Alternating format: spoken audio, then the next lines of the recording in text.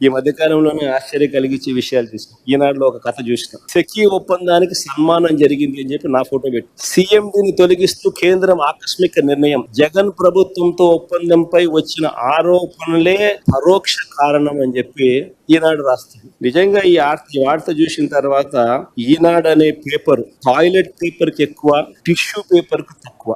అదొక పేపర్ పట్టిన పీడన. అబద్ధాలు రాయడానికి అయినా గానీ హద్దు పొద్దు ఉండాలి. కారణం ఏమిటి అని అంటే, ఏపీతో సెకీ ఒప్పందం ఎప్పుడు చేసుకుంది?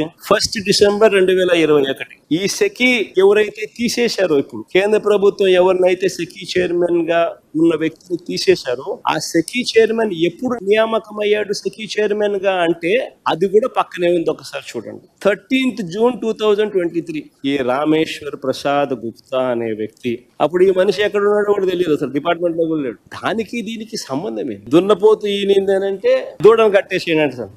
దున్నపోతే ఏమైనా ఎలా భర్తీ ఇవ్వగలుగుతుంది? దూడను కట్టేసేయండి. అట్టగా అసలు ఎవడు లేడు, అసలు మనిషే లేడు. మాఫియా రాజ్యం ఇది. ఈనాడు, ఒక ఆంధ్రజ్యోతి, ఒక TV5, ఒక చంద్రబాబు. ఇది ఒక పేపర్లో వీళ్ళంతా, ఒక మీడియా అని చెప్పుకునే సిగ్గుపడాలి వీళ్ళంతా.